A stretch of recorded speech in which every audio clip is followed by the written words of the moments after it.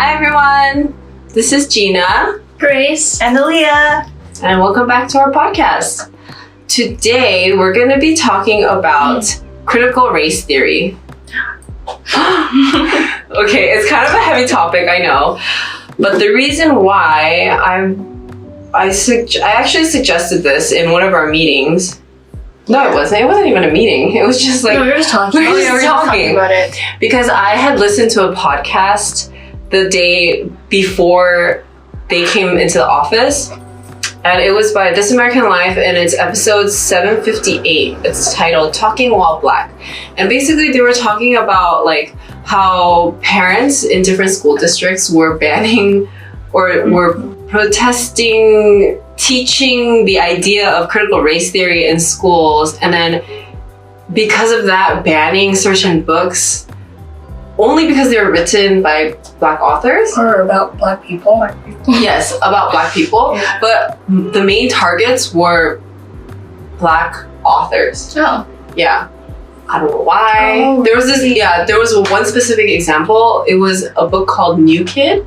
Mm-hmm. And it's a fictional book, but it's based on like real events, and it was part, like a lot of it was from his own childhood. Yeah, and then it's a pretty lighthearted book minus like little bits of racism here and there, and they were deeming it as CRT, and a lot of people were confused. Yeah. Wait, is it like a kid's book or? It's a kid's book. It's like an elementary kid's book. Oh, so like pictures. I think so. I'm not really sure. But it's like meant for children, so. It's about a story of a 12-year-old Black boy. Oh, it's a graphic novel. Oh, it's 19? Wow, it's pretty new. It's very new. It's a comic. Yeah. Oh, that's cute. Yeah, that is very cute. Aww. And so, like, it's not something to be taken, like, too seriously, but a lot of especially white parents were very offended by it for some reason, and the whole podcast was basically talking about like this whole issue. And so I did a little research for today's podcast to see how like people define critical race theory and what the actual definition is. And I found this definition from like a Teacher's Education Week magazine or something. They have this like free resource PDF thing. Yeah. And it says, critical race theory is an academic concept that is more than 40 years old. The core idea is that racism is a social construct and that it is not merely the product of individual bias or prejudice, but also something embedded in legal systems and policies. The theory says that racism is part of everyday life, so people, white or non-white, who don't intend to be racist can nevertheless make choices that fuel racism. Okay, I don't know why people are so mad about it, because I don't think it's that big of a deal. I think people are just sensitive because it kind of like pushes them in an uncomfortable button that they have. But I know in the past, especially the past couple years, the topic of racism has been very big, especially after 2020 and the pandemic hit, with all like the Black Lives Matter movement. There was a big uproar, right? Do you think we have become desensitized to race and certain social issues because of that? Yeah.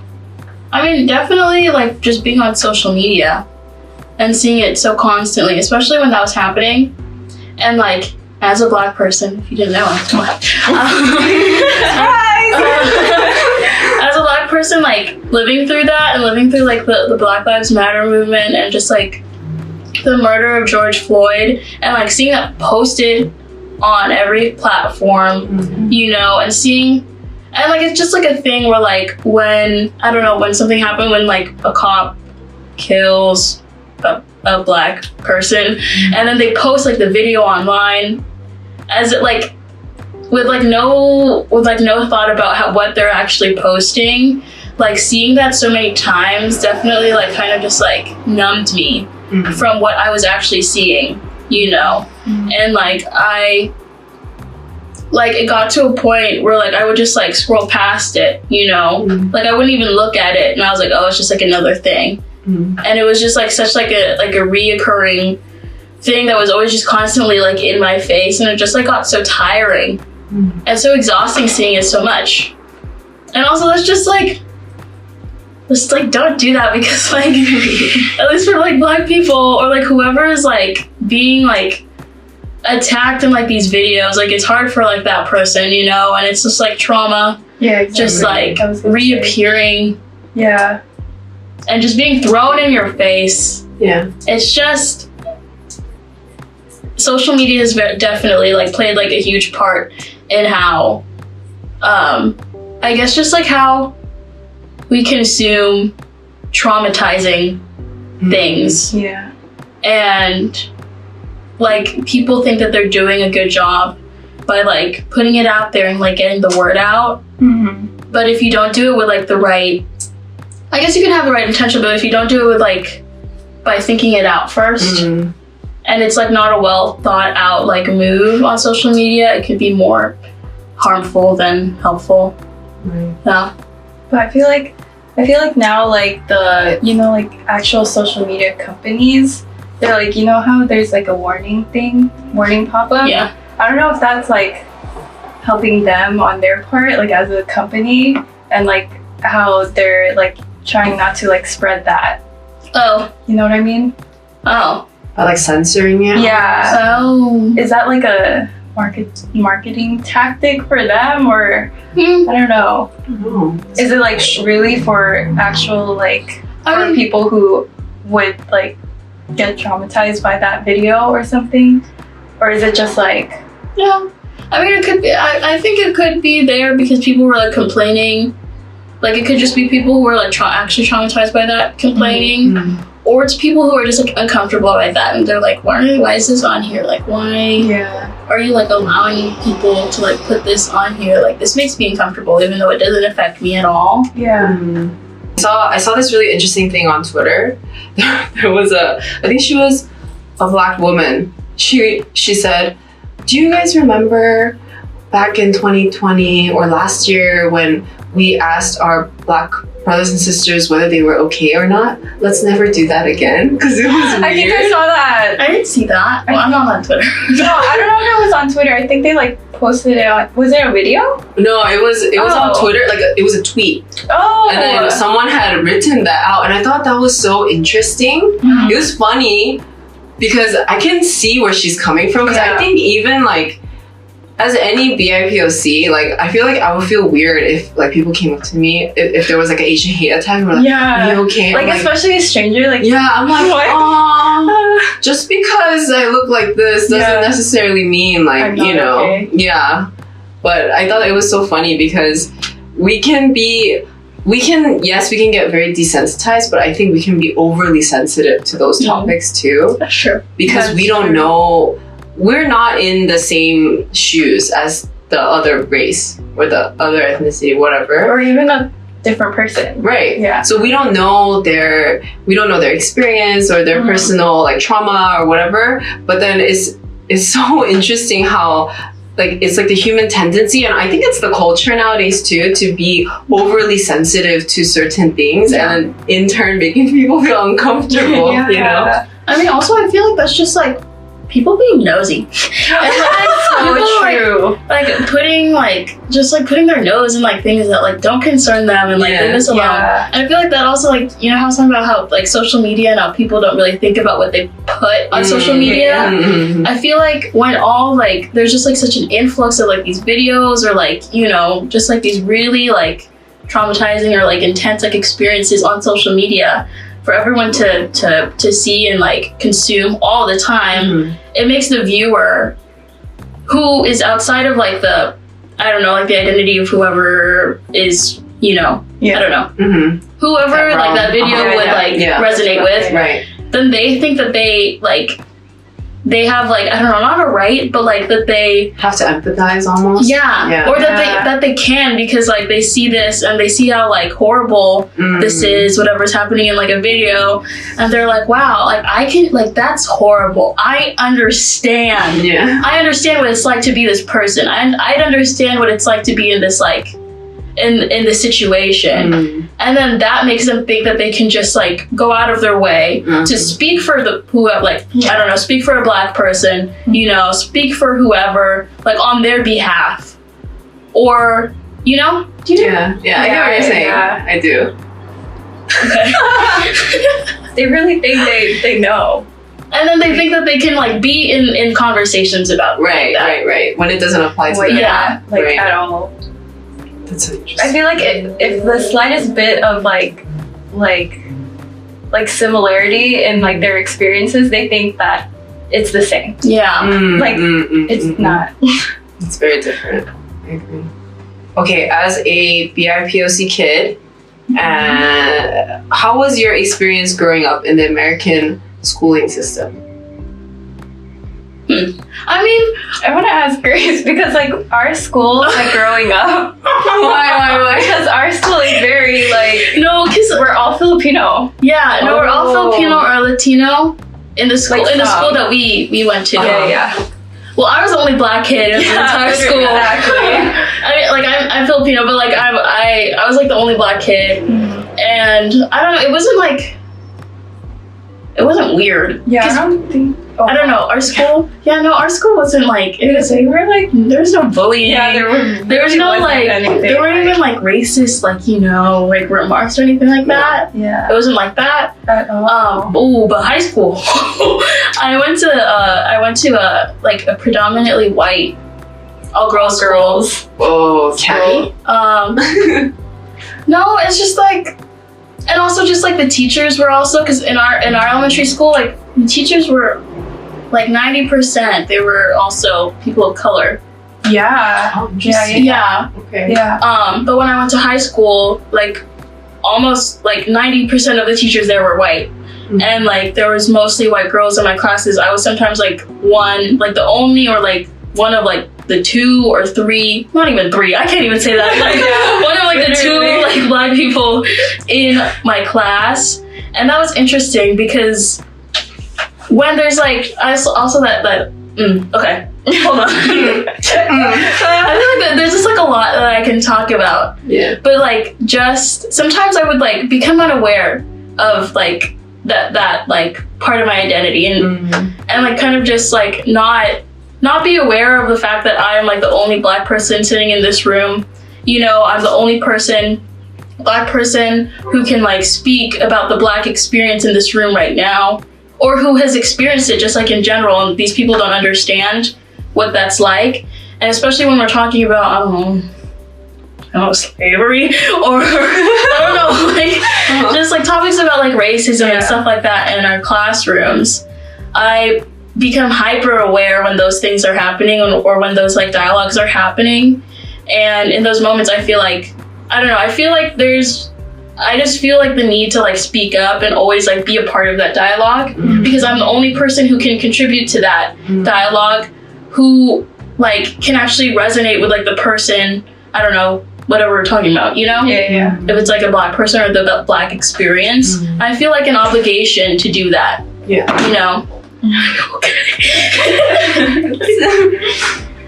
But I feel like, and just like throughout like school also, in like outside of like the classroom with like extracurricular activities, I also feel the need to like, I don't know, just be like, show up with like my best self, because I know that I'm like setting an example for other black kids. Yeah. Like I know that like whenever I step into a room and I'm the only black person, like this person is probably going to view me and then they're going to base their opinion about black people on me.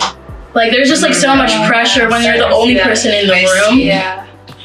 Maybe like the only like person of color even, because like, especially when you're in a white space, it's a very like, I don't know, it's kind of touchy. I feel like like in the white space especially, I'm sure like it's different, because like I feel like in in choir too, like they would pick you to like speak. Me? Yeah, you know what I'm talking about. Like if we're on TV.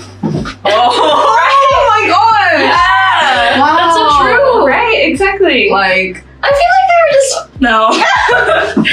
like we're representing Well, like the minority kind of our thing. choir was all like predominantly Asian. Like we're Filipinos.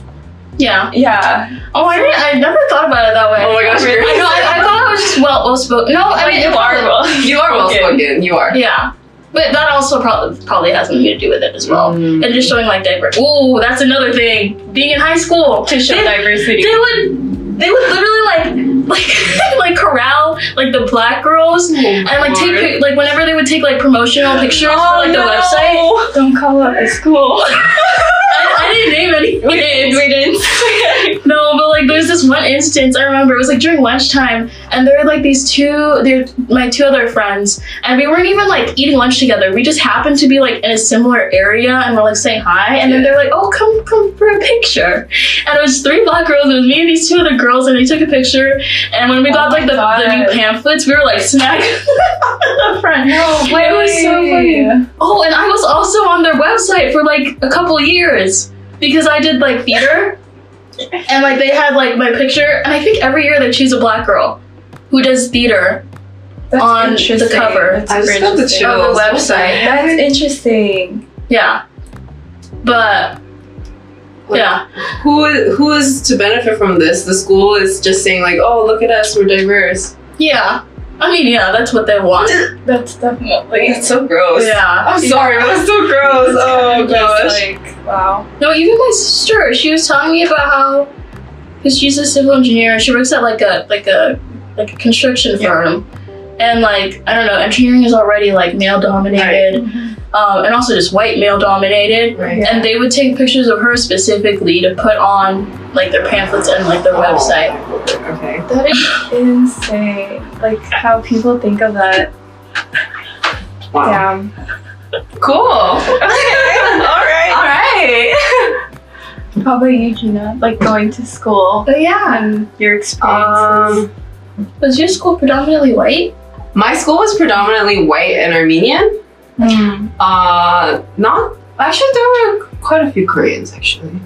Oh, okay. We all lived in the same apartment actually. Oh, Yeah. it's so fun of that. But then I guess I don't think maybe I was too young, and like maybe this wasn't like a conversation to be had back in the day because I'm a 90s kid. I mean, yeah, like for sure there were like certain moments like Korean food can be kind of stinky sometimes. Yeah.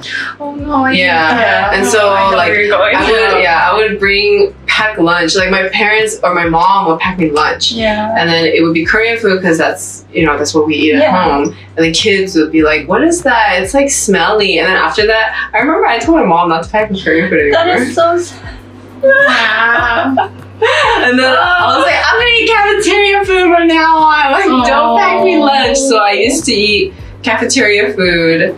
And then middle school hit. And middle school, my mom started packing me Korean food again because I hung out with more Asians during that time. Yeah. But I guess there was a little bit of racism, but I just didn't recognize it as that because I was so young. Yeah. And then it's just You don't really realize that. yeah, until you're a little older. Yeah. And I think back in the day, or maybe like the adults that were talking about it, or like older kids were talking about it, but it wasn't so well known because social media wasn't prevalent at the time. Like cell phones were not little computers like they are now. You know? Yeah. It was just for like texting and calling, if even.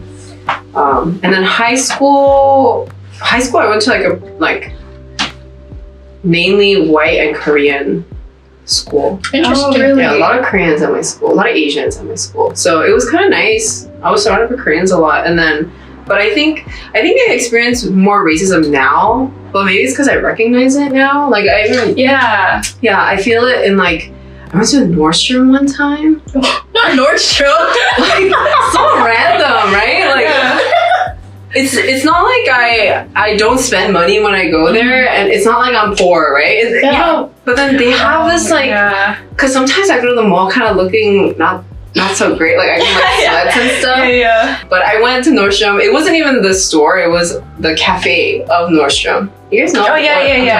Yeah, the cafe. Not E-Bar. Not E-Bar. E-Bar. Yes, E-Bar. Well, I went to the hostess.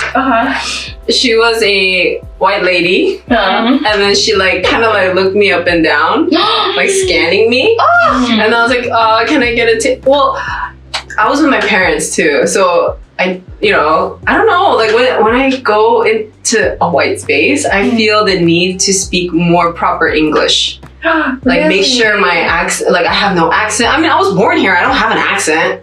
Sometimes I do, but I do it on purpose, it's not like unintentional, but I spoke proper English, like full sentences, the works. Yeah. And then I was like, can we get a table? And she like, kind of like, I don't know what the word is. I can't put my finger on it. It's like,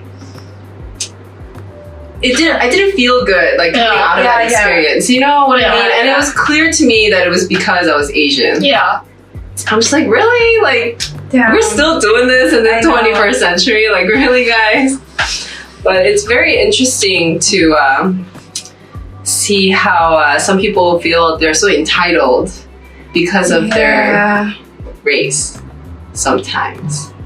A lot of the time. A lot of the time. Okay. Going back to CRT. Yes. Okay, why do you think there's so much fear around this idea? Of teaching it in schools? Yes. Why are you laughing? People are racist, Gina. Yeah. But I think it's also because a lot of people don't know that they're racist. A lot of people don't know. Ignorance.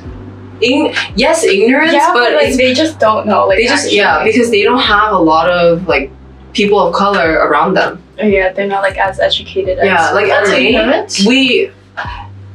Is it though? It's like I think ignorance is a bad connotation, don't you think? Like it's a negative connotation to the word ignorance. not necessarily. I feel like ignorance can mean like it doesn't have to be bad. But yeah. I guess just like not being exposed to that. Yeah, no exposure. Yeah. There we go. I feel like that's like more of like the older generation because now like even when we were in school, like in high school, I feel like because I went to a very diverse high school here in downtown LA. Yeah. So I feel like at my school they talked a lot about racism and like kind of like educating everyone. And like I think like during my years, we wanted to do our part to educate like the student body in like ASB. So we tried to do like all of the events and stuff, like kind of celebrating each race and ethnicity at the school.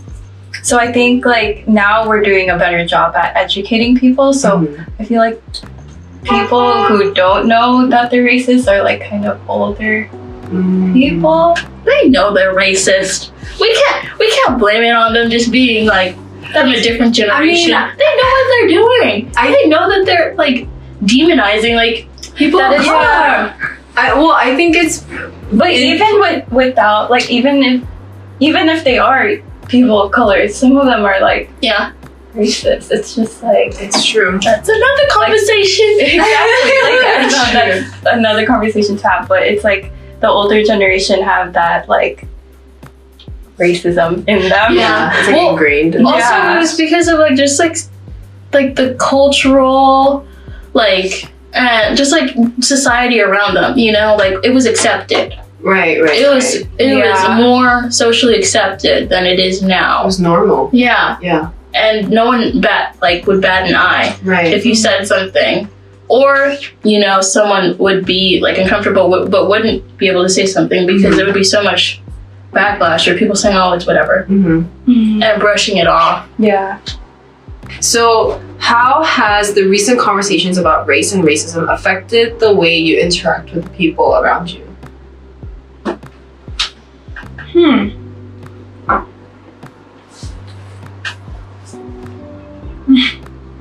Okay, I'll go first. Yeah. Because it sounds like you guys need to think about it. I think it affects how I interact with the older generation, first of all. Definitely. And second of all, people of different races. Because I'm realizing more now, especially nowadays, especially after 2020 protests, like the BLM protests, people are a lot more emotionally connected with this idea of race than I anticipated. I think the protests were a bit of a shock to me. Not because I didn't understand like the racism that Black people felt against them and the injustice that's like ingrained in society. It wasn't because I didn't understand that, but I think it shocked me to see how quickly it escalated. Does that make sense? Yeah. Like it started off with just like pretty peaceful like street protests. Yeah. In the beginning. And then it like, I mean, a lot of them weren't even part of the protest and they weren't supporting the cause to begin with, but it gave people an opportunity to like become violent, to become like, to like loot businesses and things like that. And it like shocked me. Yeah. And then like all those like hate crimes were happening against Black people and against Asian people, especially after COVID hit. Yeah. And I think that's why it became more emotionally like charged as well. But then it just, I think it showed me like how deeply ingrained trauma can bring out a lot of anger and hurt in people, which can then translate into action, like negative action. And so because of that, I just try to avoid the topic of race and racism in general, because I don't want to, I mean, also as like an Asian girl, like I don't want to get attacked, because that's like a thing. That's a thing nowadays. So I just kind of avoid the conversation sometimes, unless it's within family. And then with the older generation, I'm like, you guys, you can't say things like that. I know. Like, no. Yeah. But that's it. That's how it's affected me lately, especially. Yeah.